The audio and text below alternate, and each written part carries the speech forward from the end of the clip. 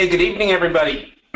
Welcome out to tonight's training webinar. This is our the weekly tax sale training with TaxSaleSupport.com. I'm Shade Frey. I'm here with Stephen Swenson. Yeah, just want to welcome everyone out. Glad you're here with us tonight. Excellent. Well, we appreciate everybody joining us every week. We try to cover different topics, and they're always related in one way or another to tax sales, to how they work. And so we end up talking about a lot of different things. If you have anything that you would like us to talk about specifically, let us know. You can do that in the question section or in the chat section, or you can always send us an email too if there's something specifically that you'd like us to cover, or you can also always ask us any questions at any time. We're always happy to take them. So for tonight, we were going to talk about a couple of different topics, so we'll be covering a lot of different stuff here. So if we cruise past anything that doesn't make sense, feel free to stop us. So a couple of things we're going to talk about. We're going to talk a lot tonight about money. We're going to talk about money that we use to invest and some of the different sources that are available to us, and as well as things that maybe we don't even think about. We'll talk about tonight in terms of the capital we use. So for starters, why don't we start off with this? I think that, that when it comes to retirement accounts, they're pretty common. Although they are becoming less and less common, I think, as time goes on and as the economy changes. But right now, there are a massive number of people that have retirement accounts, or they have a variety of accounts. I mean, I guess you can really classify a lot of things as retirement accounts. We're going to talk specifically tonight about tax-advantaged retirement accounts, which is probably the true definition of a retirement account, one that you can grow tax deferred, so that you have the ability to grow it faster, and you have some tax benefits there. But there's obviously a lot of different types of accounts that we can use, and that we're going to talk about as well. So we'll get into to all of those. In terms of IRAs and 401K's, or if you've got a 403B, there are, I'm trying to think if there are any others. Well, a few different ones, but yeah, those are probably the most common.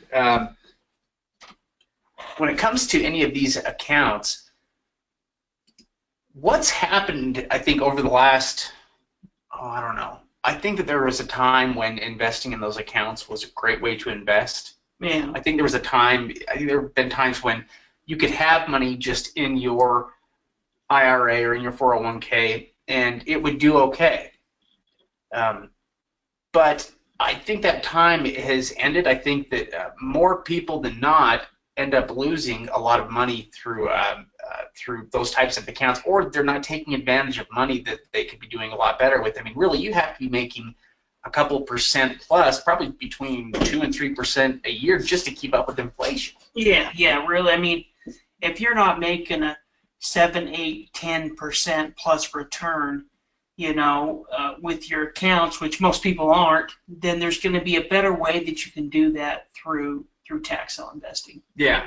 In fact, you've got to make a good, healthy return, because I think what kills a lot of people is that the market may not perform well. They may have things that go down, but then they also get nickel and dimed by the companies that are holding their accounts. And those fees. There's nothing worse than these companies charging fees after they lose money. Which just seems crazy. It's like if they lose money, they shouldn't be able to do that. And so, about a little bit more, close to 40 years ago now, is when they originally passed the law. In fact, I wish I had written it down here. I had another slide, the entire term for it here. But it's essentially when IRAs began. Okay, that was when they started, and since then there have been several different laws that have been passed that have changed and reformed things. somewhat, but that's essentially back about the time that they began. And the idea behind it was to create a way that people could begin to save for retirement in something other than Social Security. And the government wanted to offer, I think, incentives for people to do that, and tax deference was a good way to do that. And so people began setting up IRAs. But if you were to look at all of the different retirement accounts out there today, you would find that the vast majority are all doing pretty much the same things. In fact, you'll find that the vast majority of people that have these accounts are invested into securities in one way or another. You know, and so really what's happened with those, I think, is not a lot of performance. Also invested in the stock market in some cases, depending on the firm. That's what we wanted to talk about. This quote is kind of an interesting one that came out of the San Francisco Chronicle, but it's regarding what an IRA is allowed to invest in. And basically what they say here is the IRS code doesn't tell you what you can invest in. It tells you what you can't invest in. And really what the person's leading on to here is that there are a number of different investments that are all approved by the IRS that you could invest in using IRA funds. So in other words, lots of people have noticed their accounts have not performed well, and they're interested in other forms of real estate. You know, I mean, in other forms of investing. They're interested in maybe taking more control over their account. And so the question that we get sometimes is, you know, can I buy real estate with my current IRA? Okay, because the fact of the matter is, real estate has always been allowed in IRAs. In fact, there are many investments that are allowed with IRAs or 401Ks. That's actually not, it's not the IRS rules that dictate or determine what, I guess, what you can invest in here, so much as it is the custodians that, that are holding it at the time. You see, most likely, if you just have a standard IRA set up right now, you most likely can't go and invest in real estate. But it's not a limitation that is placed on the custodian. This is a limitation that the custodian has placed on what they want to invest in. Okay, and 97% of the custodians in the U.S. Are basically invested into what they would consider to be traditional investments, which are securities. And basically, everybody's doing the same thing. Yeah, and just one quick thing to point out is those custodians are going to be making money regardless if you make money or not. So, you know, the 97% of custodians that are only dealing with traditional investments, just like Shade said, they're essentially just mostly dealing with securities or possibly the stock market, but they're not using your funds to do anything other than just that. And they're going to be making their percentages or their commissions regardless of how much money you make. So of course it helps them for you to make more money, but they don't have the same investment like you or me would if we were looking at our own investments. Yeah, nobody is ever going to care about your money as much as you will. And Steve makes a really good point that these people are getting paid either way. And if you think about it, when you have an overwhelming percentage of custodians, and by the way, you know, custodians are generally, I mean, there are certain things about custodians. They tend to be commercial banks and trusts. You know, they're able to meet certain IRS requirements. You know, they allow regulatory oversight and audits, things like that, that enable them to hold title to assets with IRAs. That's one of the rules that the IRS has when it comes to those accounts, is that you can't hold your own, you know, your own assets when it comes to an IRA. They require that that somebody that's federally regulated hold the assets, and so that's one of the primary things that they're doing in there, is acting as the one holding title. Okay, now, custodians in general, there's a reason why 97% of them are all doing the same thing, and it's because it's the most profitable way for them to make money on on us. It's the most profitable way to make money on their clients. It's the easiest too. Yeah, it's definitely the easiest. It's most profitable for them, not for the client, not for the investor, because ultimately the investor just wants to make money. But when you have a big company like that, the decisions they make may not be based on what's best for the investor at all. It may be based on their own personal interests, that they have. And we're talking about we're talking about very wealthy banks and trusts that invest here, and investing into a certain fund, possibly getting kickbacks or anything like that that could help push them into a certain investment versus investment that's going to be better off for the client. Yeah, another aspect of it is that it's very easy for them in terms of transactions, and I think that it says a lot about that industry that it's such a high percentage of them, 97%, when you consider the fact that securities were never were never the only thing that that people were supposed to use their retirement accounts to purchase. It just ended up evolving that way because you have these custodians that basically wanted to sit there and make money on people. But outside of that, we'll talk about custodians again here in a minute. Basically, when it comes to IRA accounts, a lot of people decided, this was years back when they were started, that they wanted to invest into things outside of what those traditional investments would be. They were interested in non-traditional investments. And really, I think what changed was self-directed accounts.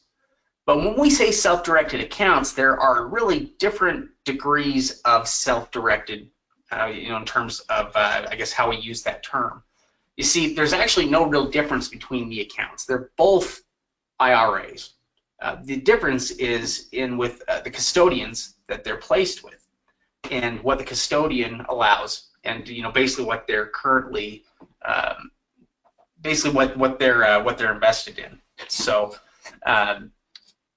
when it comes to self-directed accounts, there's about 2.5 million of these accounts that are set up with a custodian, and the idea here is that these are custodians that allow for non-traditional investments, like things like real estate, and the custodian still goes through that process and checks the transaction, make sure that it conforms with IRS guidelines, which is great. It gives you added security. But the downside is that they are the ones that basically pay for properties, so you have to go through them in order to get it. It means you have to request money. It's going to add time to that whole process, which was a problem for a lot of people. A lot of people wanted their money faster than they could get through a custodian like that.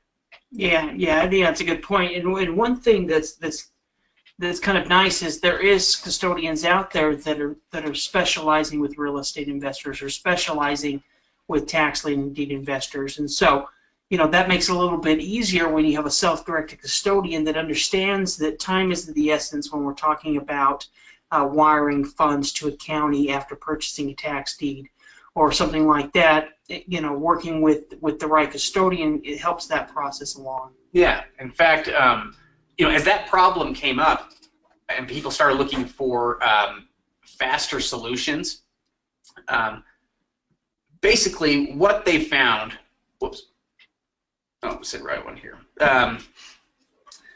What they found was that there were some options they had, okay? And checkbook control is something you'll hear about a lot of times when it comes to your retirement accounts. People talk about self-directed accounts. There's an industry centered around creating self-directed accounts. An industry that's there to make money.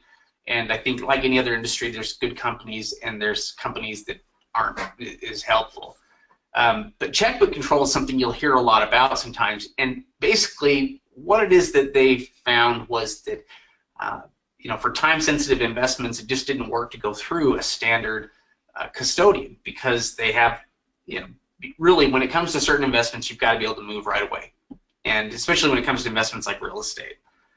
So what they found, though, was that legally they could create or start an LLC, and that it was basically went along. There was nothing prohibited in the actions there for the for your IRA to invest into that LLC or into it can actually be a corporation too. But essentially, what happens is that the IRA invests into that LLC, that corporation. The owner is able to create or I guess open a bank account for the new business that they start when they start this LLC as a corporation. And so once funds are transferred, they basically have access to the funds. They have a checkbook where they can basically what it means is that they can pay for stuff directly out of the account. So it gives them direct control over every aspect of their investment. And this, I think, is both a positive thing and it could also be a negative thing. Yeah, I mean, you know, once you get your checkbook control, you can't go out there and spend it on a big screen TV or a new outside pool or something. You know, this money has to be completely directed towards the business. And so I think that's part of the problem that's happened in the past. You know, I think that either through checkbook control, and there is some custodians that aren't doing full checkbook control but still set up an LLC and approve that are more mindful of what we need as tax sale investors. But you know, depending on your individual business and where you're located, you know, either one of these options could be possible. Yeah. Now, having checkbook control is not necessarily, it's not a bad thing. What's bad is not having any kind of oversight or not having any checks or balances in place to prevent you from making a mistake, because there are certain prohibited transactions, and you wouldn't want to make a prohibited transaction because once you did that, basically they would fine you. It would end up costing you a lot on the account. And so there are benefits and drawbacks, but like Steve mentioned, it's an industry that has changed quite a bit. Over the last 10 years, it's changed quite a bit. And what's interesting is that tax sale investing has been changing as well right here at the same time, and they seem to be meeting up here at a good place, and I think we're finding a pretty good happy medium. You know, some of the, in fact, we're going to talk about some of the companies out there that will help you prevent from making prohibited transactions, but some of the things that are prohibited are things like collectibles, like you know, antiques, or if they allowed it with cars, that would be fantastic, but they don't. Life insurance policies are prohibited, stock in an S corporation, and then you could also say anything that benefits the IRA holder or immediate family, if they have some kind of a direct benefit. In other words, you couldn't buy a vacation house if you were planning to use it ever. You could buy a vacation house, you know, you just couldn't be the one to use it. You couldn't have, you know, you couldn't use it like it was your house. You'd have to treat it like an investment. Yeah, you know, and that's one quick thing to mention. I mean, once you've set up one of these LLCs or companies, all of that property is going to be deposited back into the into that LLC, back into the self-directed account LLC. So essentially, all of the profit, you know, you're not going to be taking that profit and putting it into your pocket. You're going to be taking that profit and putting it right back into the LLC and into the self-directed account. And so, you know, with this retirement account, this is really what you're looking at this for, as building your retirement. And so, you know, some investors will do part of it in their self-directed account, and if they want to do regular real estate transactions where they're getting profit, then they'll use some of their funds outside of that account. It just kind of depends on the investor. If it's a tax lien investor that just wants tax liens, then maybe they just use all of it to purchase tax liens. So it just kind of depends. Yeah, I think it's a really good point to make, though, is the separation in title. You know, when they create that new business and the titling of things, you know, again, you can't hold, you know, you basically can't hold your own assets, and you will still be working with ultimately, you're still going to be working with a custodian, you know, that holds title to that will hold the title to the property. But as you set up this business, you basically can invest into so many other things. I mean, I started to look through all the different stuff that was approved, and it's crazy how much stuff you can actually do with your retirement account that is approved. I mean, the craziest thing I saw is you could actually borrow your brother, a sibling, money. And it was interesting. I guess apparently they think that that the IRS accidentally left out the siblings in the different family members that can't benefit, or you couldn't borrow to. For instance, you couldn't borrow money to your child or to your spouse, but yeah, apparently though, with something like your brother, you could invest in businesses, if you want. You could even invest. In some cases, you could even, well, I guess depending on where you work, you might invest in your own business, depending on your percentage of ownership and things like that. But basically, what I want to get across here is that there are lots of things that you could, that you can invest in using those types of funds. But the real estate's the one that makes the most sense, and it's certainly the safest vehicle that we're aware of when it comes to when it comes to long-term investments and understanding, knowing, basically how it works. Yeah, an example would be, let's say that you had $30,000 in some self-directed account, or you had some 401K or IRA that you're not currently really using, still gaining money. You could turn that over to a self-directed account. Let's just say you purchased a $30,000 home. That home's going to go ahead and be issued in the LLC, and then you could bring in $1,200 a month. So every month you're bringing in the rent from that home, and it's going right back into your account. So one of the questions here, it's a really good question, and it is, does the LLC own the self-directed account, or does the self-directed account own the LLC? It's a self-directed account, isn't it? Well, okay, so it's a little bit confusing, but essentially the self-directed account is investing into the business, and so the business, though, still basically stands as that separate entity, though. And so I don't think you would say that the LLC, it doesn't necessarily, the LLC doesn't own the IRA, even though the funds have been put in there. Basically, the LLC set up as a business has simply been invested in by the IRA, if that makes sense. Which is, I think, why you could use either a corporation or an LLC, as long as it's an outside entity that you're basically investing into. Then I don't know if that actually helps. So the self-directed account isn't, when it comes to the LLC, at least from my understanding. And again, I've been reading through this stuff for a couple days, we're interviewing different companies right now when it comes to IRS, the self-directed accounts, because we're trying to find the right ones. And they're not all the same. They offer different things, and so I've been poring over the information here to basically try to understand some of the ins and outs of it, and we're getting a lot of good details down as we go. And in fact, we'll basically have a selection of companies that we've looked through here within a week or two, and with that, we should also understand and kind of know exactly what their fees are, and what the benefits, drawbacks are of using different companies, because there are.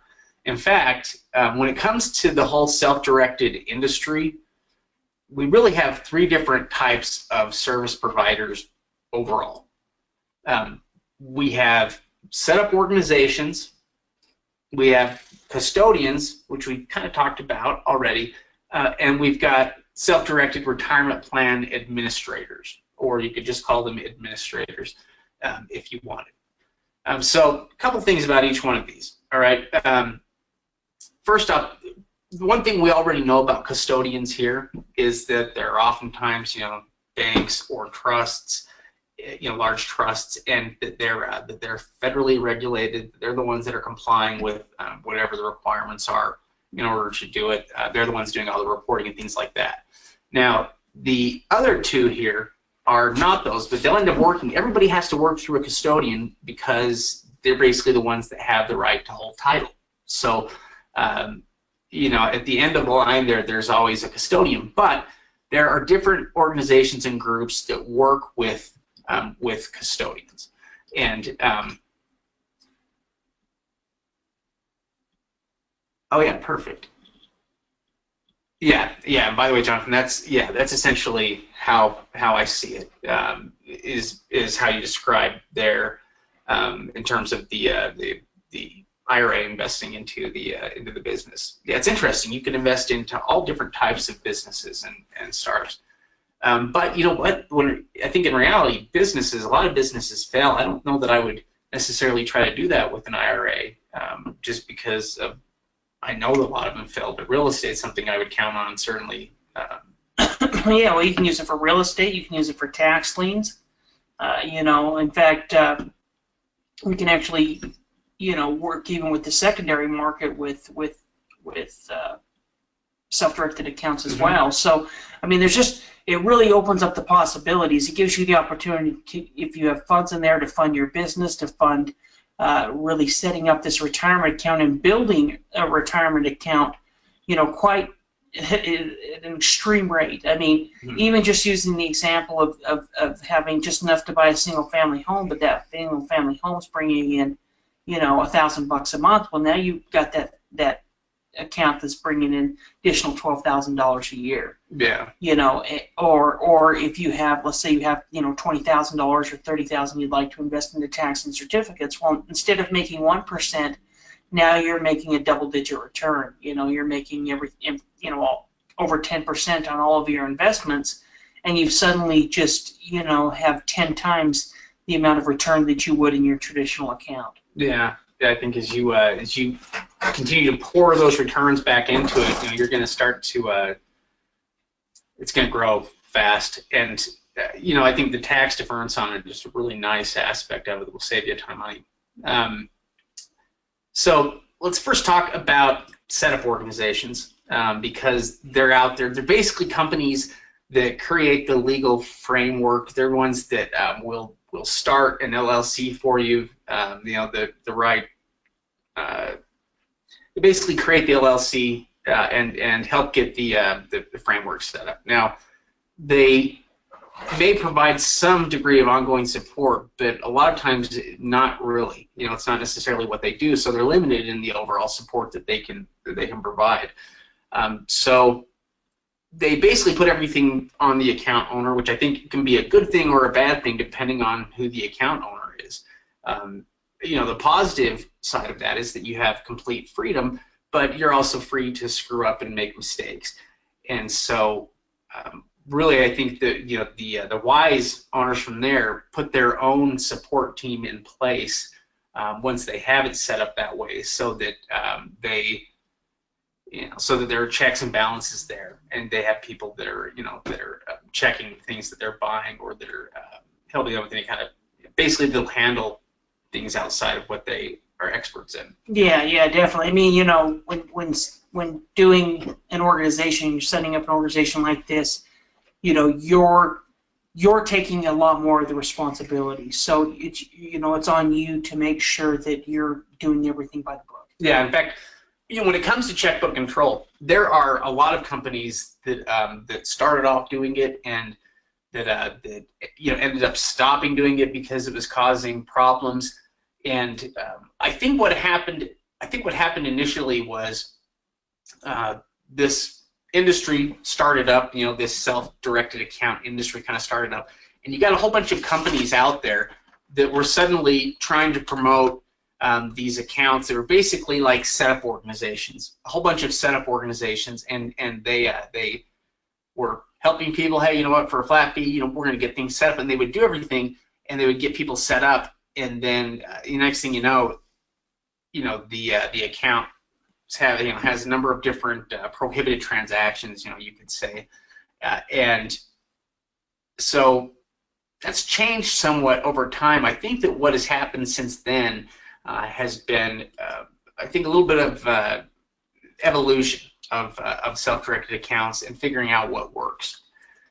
And so, we've already talked about the custodians. The one downside that the custodians have, I mean, they can give you added security because they're the ones writing the check. It's just slow. It's slow, and it makes it harder to invest. But there are, for those where time isn't as much of an issue, you can still use a standard custodian that allows real estate, and that would work great. But oftentimes, I think a better solution is to have, there are people that work with custodians that have relationships with custodians. And these are oftentimes administrators. There's different terms you could use for them. But they basically are people that will establish a relationship with a custodian that allows real estate. And the idea here with administrators is understanding that there needs to be additional help and support there. And I think recognizing that. So there are some administrators that will set up they'll basically help the client set up an LLC with the business, but they won't give the client complete checkbook control. I mean, still, basically what happens is that the party helping them basically here becomes the administrative manager of the retirement plan's assets, and the owner becomes the investment manager. So the owner is the one that will be selecting and locating the investments to buy the investments, and they still have checkbook control in a way because the administrator still has the ability to pay for something immediately, but it doesn't just go straight through the owner and that's it. There's basically a system in place to ensure that there are no mistakes made, which I think is probably a good way to do it. If you have some kind of a deal set up with somebody that's acting as kind of an administrative manager and look over the deals and to approve each transaction beforehand, that seems like a little bit better balance maybe than just going at it alone. But I could also see hiring your own professionals as well. Yeah, yeah, and currently that's what we're, we have some companies that on the website that we've used in the past that our students have used, but really we're just trying to find the best options for our students. With each one of these different types of organizations or self-directed accounts. Yeah, in fact, like I said, we're basically interviewing the companies right now, and it's different than it was 10 years ago because I think the roles of the companies are more defined now. And I remember in the beginning when we first started seeing the self-directed companies come out, I never knew exactly what the heck they were doing. I couldn't tell what their role in it was, because it didn't always make a lot of sense, and I think there was a lot of confusion at the time anyway over how things worked. Well, there was also, when we first got started, there was a lot of companies that say they could do tax liens, but really when it came down to it, they took so long to get the funds or anything like that it made it hard to invest into those type of deals unless you were doing some type of over-the-counter or something like that. And so it made it more difficult. But there was also a lot of companies that have switched and focused a little bit more on real estate and tax liens and deeds and that type of investment. And so, really finding what the best company to work with, what the fees are, what type of support, like Shay talked about. We should have that information. Well, when it comes to the non-traditional self-directed market, so that would be the 3%, is growing quickly when it comes to 3% of accounts that are focused on those other things, because the market is not getting any better for those types of accounts when it comes to securities. And not only that, but I think that we're poised for another type of economic collapse, and I think as those types of things happen more regularly, I think people will start to look for greater security in their investments, especially with things like their retirement funds. It's not enough just to have something that's safe either. It's got to grow and it's got to be worth something, and that's one of the it's one of the benefits that real estate always has. And so I think we're going to see that number continue to grow, and more people looking for other options. Some people just don't want to deal with anything with their retirement account, and this definitely isn't for them. These are for the people really that are more interested in trying to do something with it. Yeah, and I think it's a great way to build that retirement account. I mean, you can definitely get a higher return off your money by doing this, and than you could through a traditional route. So, I mean, even if you were to take the real estate aspect of it and how much flipping a real estate deal, you know, I mean, you have 30 in your grand in your account, and you flip a real estate deal, and let's say now you have 60 in your account, you've just increased that account by double within a year. There's not a way you can do that through traditional self-directed accounts. Yeah. I mean, through traditional, you know, Yeah, IRA through securities accounts or 401K or anything. Yeah. That's not going to happen, ever going to happen. But you have that thing that can happen very easily, doing it through real estate. Yeah. Yeah. So if for those here that are interested or that want to switch over here within the next week to 2 weeks, basically by the time the event rolls around, I know we'll be ready then. But we should know which companies, and really what we want to be able to do with people is line out exactly what each company offers, because really it's essentially what your options are between you know, working with you know, like a setup company and getting your own people to help you, which you know, may be a great way to go for a lot of people. For others, it may be better to go with something closer to an administrator that will do that. But we're going to get all the fees and everything figured out here for them, and also, you know, what we think the degree of support is that they're willing to provide. Which, you know, really, well, I guess really you want the support of somebody that knows this pretty well to go through it and look through it.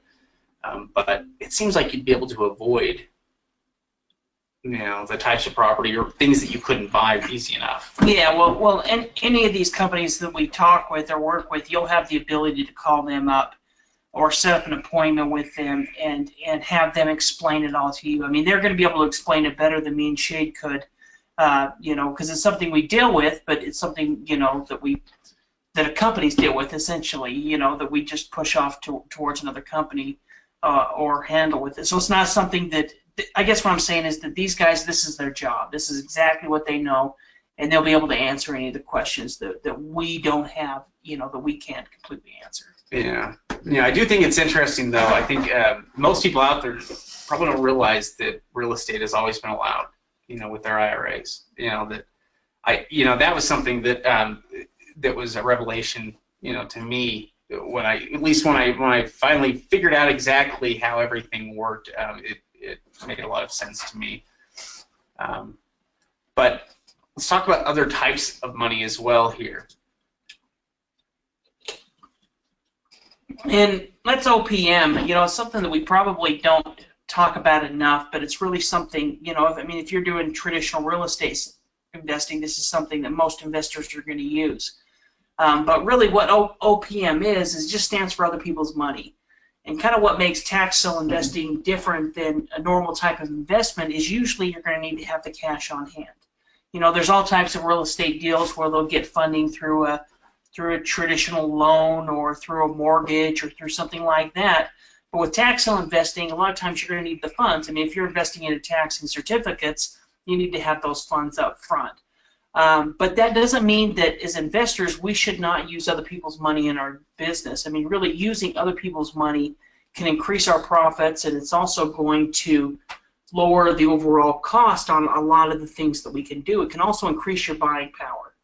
So, I mean, you know, and we'll go through and kind of explain how some of this works, but it's really something that, as real estate investors, it's something that we want to use as much as we can so that we save our own money, so that we, you know, keep that cash. If you can use $20,000 for rehab work using other people's money and pay anything back before you really even have to pay on it, then that's going to be better than using your own cash. You know, keep that cash, you know, it's just best to use as much as possible. So we'll go through and talk about some of the different types of other people's money. Yeah, I mean, really, you know, really, it can be so many different things. You know, just anything outside of the money that you directly have access to, you know, in your accounts, you know, anything outside of that. And so I think people generally have more access to money than they realize. But some of the things that Steve's saying, and that I just want to reiterate as well, is that you know, that is, I guess you could say it's a downside of tax sale investing. It depends on how you look at it, but the fact that the money has to be basically upfront. That you have to have that money, because so many different investments rely much more heavily upon OPM than does tax sale investing. Lots of other businesses rely completely on it, and I think what Steve is saying is when those, when you have to pay for something up front like that, there's no way around that. But if you have additional fees or costs that are not the same type, like for instance, if you were fixing up a property that you bought at the tax sale, you may have to pay for it directly with your capital for the property, but when it comes to the rehab and fixing it up, that's not something you would necessarily have to just pay cash for. That's something you could use something like a line of credit on, and have it really not cost you anything. Yeah, exactly. I think it's a good point. And there's several different types of other people's money. We'll go through and talk about them through personal lines, business lines, hard money lending. But there's a lot of different options out there. So even with an investor that doesn't have any money, there's ways that they can go out there and do deals using other people's money. Yeah. In fact, there are. That was one of the things I remember when Robert Allen. Robert Allen's thing was all about no money down, and he was all about. Robert Allen is a real estate speaker. Yeah, kind of an older one now. Yeah, it was a bestseller back in the 90s. In fact, me and Shade worked with him for a number of years before we started our own company. But yeah, his whole thing was no money down. In fact, that was his big book, No Money Down. But the first line of credit is what we call business line of credit. So once you've established a business, you can start building lines of credit. Now you can establish lines of credit through your local bank, but also another thing you can do is get credit cards as well. And so if you can get a low credit card with a low interest rate, then a lot of times you can use that money in your business along with your lines of credit. In fact, we're looking at a company right now, partnering with a company that can help our members build within $50,000 to $100,000 of business lines of credit. And this credit can be used to purchase property, to fix up property. It can be really used for anything within the investment. And so, using that's just to increase the amount of money that you have that's available. If you only have $10,000, but now suddenly you have an additional $100,000 to work with, you can see how much that could affect your business and affect your buying power and going out there and doing real estate deals. Yeah, I think it can absolutely change and affect what might be accessible to you and what's not. I mean, the difference between trying to just use everything that's that you've got saved or in your pocket versus the power to be able to use lines of credit on things, I think will overall put you in a stronger position when it comes to buying it. You're not going to be basically draining everything you've got to get one deal done. It enables you to spread it around a little bit. Yeah, one thing to quickly add with those business lines of credit is they're not going to be secured. So, I mean, you'd never want this to happen, but let's say you spent $100,000, you took $100,000 worth of lines of credit, and you went and bought real estate with it, and then something happened and you weren't able to pay on those, you still keep the real estate. So, really using these lines of credit can completely help fund a good portion of your business or fund all kinds of different deals that you may not had the ability to do before. Yeah. Home equity lines of credit. This is something that if you've had for a home for a while, you may already have one. If not, it's a good idea to look into them. They tend to have basically the bank generally will loan you based on how much equity you've got in the property, and the rate that they charge is generally pretty low as well because it's a secure investment for the bank.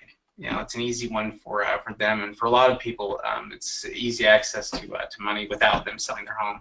Yeah, exactly. It gives them the ability to take out some equity, so it could double or triple or quadruple their buying power. And like Shade mentioned, a lot of times they're going to have a lower than average interest rate. Like they may offer 0% for the first 2 years or some low percentage. Well, in that case, you can use that money almost, free with very little cost during that time to help fund your deals. I mean, we're not looking at using home equity line to go out and buy tax liens. That doesn't make any sense. But if you're looking at buying real estate, if you're looking at fixing a property, if you're looking to use that to do some type of real estate deal, that can easily pay itself off pretty quickly. Yeah, yeah. Really, it's all about what it's costing you, to use it, and when the rates are low enough, it's well worth it. Personal lines of credit are another one that you can use, and again, I think the idea here is to increase your overall buying power. You can get increases in your well, oftentimes you can get increases in limits. You can sometimes get lower rates, I think, by talking to them. Often there's also a lot of incentive-based cards that are offering a lot of great deals. Like the cards that have a lot of credit cards will offer something in the first 2 years, or something for the first year, or some type of a deal that makes them really appealing. I mean, they're hoping somebody will get it and get deeply into debt there on it. But if you're paying it off on a regular basis, you can keep yourself out of any trouble. No, definitely. I mean, a lot of people will scoff at using their credit cards, but you don't know how many success stories and successful businesses have started out by by financing their business using a personal credit card.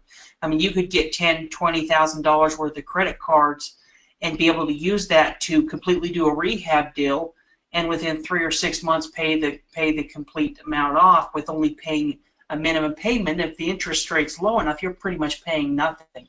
And so it gives you the ability to use other cash or cash you don't have to do real estate deals. And so even something like a credit card, if you have like Shade said, if you have a long-standing account, you can go in there and get your interest rate lowered. You can increase your limits. You're not going out there to use credit cards to buy consumer items. You're using this essentially to make money. You're just using as additional funds to help fund your business. Yeah, let's see here. Now this is one that can be huge for investors, especially tax deed investors, and that's hard and private money. Hard money, private money. There is literally thousands of hard money lenders across the United States. I mean, if you could go today, you could find dozens of them within every state and city in the country. There's a ton of people out there that are willing to loan their money on real estate deals to investors. Yeah, in fact, it's a good way to go. It's important to remember about the skill that you're learning here and the ability to locate and evaluate tax sale property, because it's not a common skill. There aren't a huge percentage of people that know how to do it, and there are lots of hard money lenders out there that are that's exactly what they're looking for, to borrow and things like that. Yeah, typically they're going to loan up to 70% of the after repair value, maybe a little bit higher, and their interest rates can vary, 6% to 15%. I've heard lower ones depending on the type of deal. But really, when we're looking at it, let's say you're doing a tax deed deal, you may look at 20 or 30% of that. And then even if you were to add some for fixing the property up, you're looking at 50 cents on the dollar, essentially. So you're going to have you can take these deals to hard money lenders, either within your own area where the property is located, and show them these different types of deal, and you're going to be able to find financing people that are willing to completely go in on these properties. And so this can help an investor that already has money increase their buying power. Or for those investors that don't have any money, you work with a good private money lender and show them the type of deals that you can pick up. They're going to be more than willing to loan you money on those type of deals because they know that they're safe investment deals. Yeah. In fact, one thing to keep in mind with when it comes to turning property around is that it takes some time. It takes a while to turn property around. When you buy property, essentially you have to know what your exit strategy is going to be, going into it, whether you're going to try to keep something, short term and sell it to another investor wholesale, and you can limit the amount of time that'll take. That's just a matter of how long it takes to make the transaction happen. But when it comes to wanting to sell a property for a good profit. You've got some choices to make. If you're not selling it wholesale, then the idea is that you want to flip it. You want to be able to turn around and make as much profit on it as you can. And that is going to involve most likely some things like repairs. There's going to be different things you need to repair on the property in order to get the maximum profitability out of it. That's also where you may look at what to do with the title on it, whether you want to pursue quiet title or not. That's something that will factor into that decision on the amount that you want to, basically the amount you want to sell it for. But it could easily, in situations, take you 6 months to try to fix up a property. It could take between 6 months and a year probably to fix up and sell some properties. And that's even if you're trying to hurry. Yeah. I think that's a good point. But with each one of these deals, there's going to be different financing options out there that can help you do it. Working with partners is also always a great idea. There are people that have more money than they have time, and there are people that have more time than they have money. And when it comes to working with a partner, I think you've got a number of advantages there, especially if you need the partner for something like capital. When it comes to working with a partner that has the capital, that's a perfect partnership, because you're able to provide real estate, they're able to provide property, and it's a deal that just makes sense. You also, when you have a partner, there's added scrutiny, to deals, I think, which will also help prevent you from making mistakes. And there are a lot of places that you could go to look, for an investment partner. I mean, there are a lot of investors out there that are actively seeking partners right now. Yeah, I think that's a good point. And you're bringing the knowledge and the work. And so this is another way, if you're limited on funds but you want to get involved in the real estate side of it, or even if you want to do bigger type of deals, like you want to try to say there's some big commercial building coming up for sale or something like that. Working with these different type of apartment partners, they could, like Shane said, provide the financing for you, and essentially you do the work, and maybe it's a 50-50 split. But you can find these through investment clubs, through online groups. I mean, even just going on Facebook, let's say that you live in D.C., in Washington, D.C., and so you go online, you find a Washington, D.C. Facebook group. You can say, hey, I'm a real estate investor. I find properties for 10 to 50 cents on the dollar. I'm looking for a financial investor. You can put anything like that out there and find somebody to work with you. Yeah, really just start networking with people, because a lot of it is about the people that It's about getting expertise from different places. Oftentimes you can work with people that have different expertise in things that can teach you a lot about real estate investing or different aspects of real estate. I think it's always a good idea to bring a partner on, and if you're in need of capital, then I think that's the perfect situation, because again, this is a skill that you're learning, and I think all it takes. I mean, there's so many good opportunities out there with this real estate, and if you think about the reaction that people tend to have, or I don't know if you've ever shown somebody property before, but we've seen the reaction a million times when people see the types of property that are out there and the kinds of prices that you pay for tax deed properties. It's incredible to people that have never seen it before. Yeah, I mean, this is a strategy we've even used ourselves, where we didn't have the capital and we worked with a partner and we're able to show them the type of opportunities there are. Also one thing, you mentioned it just briefly, the people that you know.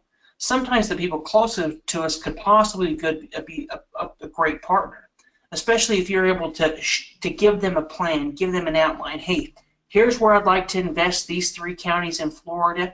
Here's what properties have been selling for. Here's some upcoming auctions. Here's what I think we can make. And if they have the capital, I mean, we kind of know who has money and who doesn't within our own relationships. You bring them these type of deals. A lot of times it can be a no-brainer. and that's going to give you the. I mean, even if you just did one deal and split the profits, now you've got cash to go out there and do a new deal. Yeah, yeah. In fact, when it comes to approaching people, it's not like you're selling some kind of snake oil. You're offering real estate investments, and there are lots of people that I think are looking for the same thing, that are interested in the same thing, and this is definitely the cheapest way to do it. But really, I think in terms of just what OPM does, I think it extends your reach in a lot of ways. It makes it possible for you to get properties you wouldn't be able to get otherwise, or at all.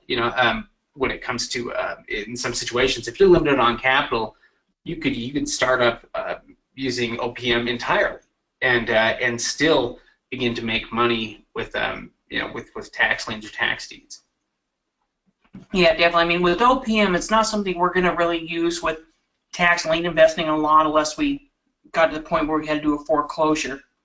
But for tax deed investing, for real estate investing, it makes complete sense. In fact, even if you have the cash on hand, but you can pay nearly nothing by using other people's money, why not use other people's money and keep the cash just as a reserve? As if you can use other people's money in a deal, use it any way you can, so that way you keep as much of your own capital or your cash on hand to either increase your buying power or just make sure that you have it to pay off when you need to. But there's lots of ways we can use OPM to really increase, just like you said. I mean, that's really what it comes down to, is it increases your reach. Yeah, and really how much you use it, is kind of depends on you. But you should always have access to some of it, and if you have access to some, increase it. Because again, I think it's about your reach, about your capability, and not only that, but I think that all of us tend to we automatically have kind of a negative. I think we have a negative view of OPM naturally, because we think credit cards, which I don't know anybody that really has any positive thoughts of credit cards. I just think when it comes to credit in general, it tends to be kind of a negative, and I think that for our purposes here, when you think like an investor, again, it's different from thinking like a consumer. And part of that is, like, for instance, using OPM to invest. The consumer is using OPM to get in debt. And I think the investor's mindset is to be able to use it as a tool, as a vehicle, to make money rather than just a way to spend it. Yeah, I mean, most people, that's what they use OPM for a car, for a home, for even basic bills through credit cards or for whatever. They're not, that's using it as a consumer. But if you're using it to fund your business, to make money, that it only makes sense. It's only a smart business decision. Yeah, I think those are some really good points, and we'll get some of the information posted here about some of the different companies. We'll get that stuff posted soon as well. If anybody has any specific interest in it here, we'll let you know on that. But outside of that, there are a ton of opportunities and things that are coming up. We're into the fall time here already, and so some of the tax sales have already happened through the summer, but there are still tax sales that begin in the fall, and now is also the time to start getting things ready if you want to begin investing when the sales start again in like March, because it happens pretty fast as far as when it comes up. Suddenly you're into the season. Yeah, and there's actually quite a few good, really some of these holiday months, November, December, can be some of the best times to pick up great deals. And there is tons of auctions going on as well. I mean, I was just pulling up the list today, but Colorado, if you're looking for tax liens, they're going to be having all of their sales. And there's going to be a lot of good opportunities to invest as well. Also, if you want to maybe invest some money before the new year, there's going to be some pretty good opportunities. In fact, we still do have one more spot left to the boot camp. If anyone's interested, we have some people that they're interested, just haven't committed. So if you're interested, give us a call. Yeah, it's still open as of now. So if anybody yeah, if anybody wants it, to let us know, and yeah, we'd be happy to see you there. We're really excited for that event coming up here soon. Yeah. So it should be fantastic. The only other thing I think of is we might be doing a Facebook live type event coming up here where you guys can send us in our questions. We'll let you know more about it and send you an email. But we think we might try that and see, you know, just kind of like a question and answer, or some different types of things. See how you guys, our members, enjoy that. Yeah, we're going to try out some different platforms and things. So we'll be sure to send out emails notifying you guys anytime we're doing something, so that you can be made aware of it and you don't miss out on it. So outside of that, we'll get the recordings up, and if you have any specific questions, please email it in to us. I'm surprised, but I actually have not received very many email questions lately, less than normal. So I'd love to see that get back up to normal, where I'm getting lots of the email questions here. I think for some reason, I think people started calling me instead of the emails, which emails sometimes work best. So if you have any questions, email those over to me and or Steve, and we'd love to get to those and help you. So. Yep. Have a great week. We'll see everybody later.